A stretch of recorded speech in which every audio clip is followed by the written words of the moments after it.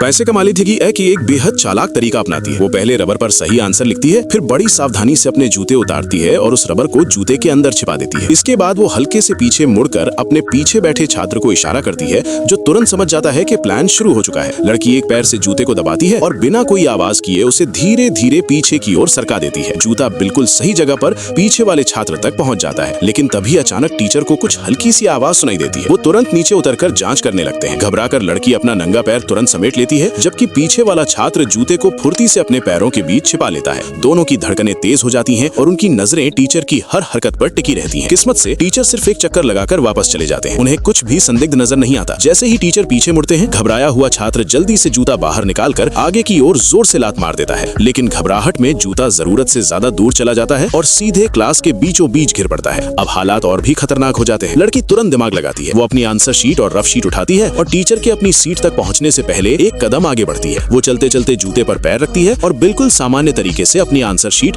समय से पहले जमा करने आगे बढ़ जाती है। शिक्षक को लगता है कि ये एक होशियार छात्रा की सामान्य आदत है। वो बिना शक किए आंसर शीट ले लेते हैं। लड़की राहत की सांस लेती है और पीछे वाले छात्र को जीत की हल्की मुस्कान दे देती है। पूरा काम इतनी सफाई से हो जाता है कि किसी को जरा भी शक नहीं होता। आखिरकार छात्र को रबर मिल जाता है। वो अच्छे अंक हासिल करता है और बदले में लड़की को 3000 यूरो देता है। इस सफलता के बाद लड़की और भी निडर हो जाती है। वो अमीर परिवारों के छात्रों से और ज्यादा पैसे लेने लगती है, लेकिन रबर के जरिए जवाब पहुंचाना काफी धीमा था। इसलिए वो एक नया तरीका अपनाती है, पियानो के संकेत। ये तरीका न सिर्फ तेज होता है, बल्कि पकड़ में आना भी बेहद मुश्किल। नतीजा ये होता है कि सेमेस्टर के अंत में सभी अमीर छात्रों को शानदार मार्क्स मिलते हैं। जैसे जैसे उसकी प्रसिद्धि बढ़ती है और छात्र उसके पास आने लगते हैं और लड़की ढेर सारा पैसा कमाने लगती है। लेकिन फिर आती है एक बड़ी परीक्षा, जहाँ किस्मत उसका साथ छोड़ देती है। अमीर छात्र हमेशा की तरह जवाबों का इंतजार कर रहे होते हैं, लेकिन जैसे ही लड़की क्वेश्चन पेपर देखती है, उसके चेहरे का रंग उड़ जाता है। स्कूल ने नकल रोकने के लिए इस बार 2 अलग अलग सेट ए और बी बनाए होते हैं, जिनके सवाल बिल्कुल अलग होते हैं। लड़की के पास सिर्फ बी सेट होता है। वो समझ नहीं पाती कि अब क्या करे। तभी पीछे की लाइन में बैठा एक छात्र अपनी आंसर शीट जमा करने के लिए उठता है और गलती से अपना पेपर लड़की के पास गिरा देता है। वो चुपके से उसे कुछ संकेत देने की कोशिश करता है। जब लड़की आखिरी पन्ना देखती है तो वहाँ साफ लिखा होता है, सावधान रहना, कोई नकल कर रहा है। लड़की ऊपर से विनम्र मुस्कान देती है, लेकिन उसे अंदाजा नहीं होता कि वही छात्र अब टीचर को जाकर बताने वाला है कि परीक्षा में कुछ बहुत गलत हो रहा है, और यहीं से उसकी परफेक्ट प्लानिंग पर खतरे की तलवार लटकने लगती है।